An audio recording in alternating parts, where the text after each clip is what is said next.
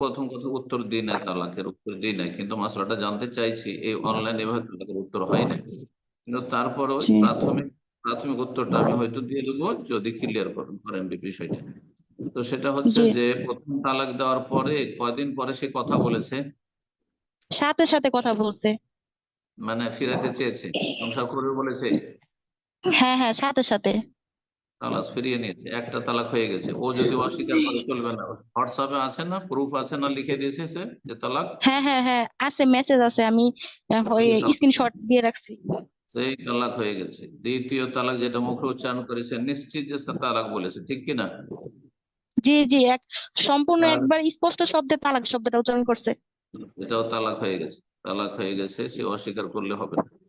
আর এখন হুম। একটা গুরু তার বাকি আছে, এখন কি সে এই তালাকের পরে ফিরাতে চায়? জি, এই তালাকের পরে আবার পরের দিনই আবার কথা বলছে, তার আবার সংসার করতে চাইতেছে।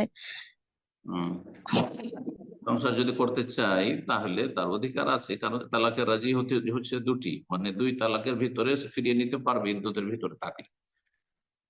তো ইদ্যতের ভিতরে যেহেতু সে কথা বলেছে আর ফিরিয়ে নিতে চাইছে, তার এখনো সুযোগ আছে, কিন্তু এটাই তার লাস্ট চান্স। এরপরে যদি কখনো তালাক লিখে দেয়, তালাক বলে দেয়, আহ জানাক আর নাই জানাক, যদি নিজে কথা বন্ধুর সামনে বলে দেয় যে আমার স্ত্রী আমি তালাক দিয়ে দিলাম, তালাক হয়ে যাবে আর জীবনের মতো তালাক হয়ে যাবে, তাহলে তার সাথে সংসার করা হারাম, কাবিরা গুনহা এবং বড় ব্যভিচার। তখন সে বেগানা, নন মানব, তার সাথে কোনো সম্পর্ক থাকবে না। আল্লাহ হিদায়াত দান করুন। যদি সংসার করতে হয় তাহলে সজাগ থাকতে হবে, এরকম তালাক দেওয়া চলবে না।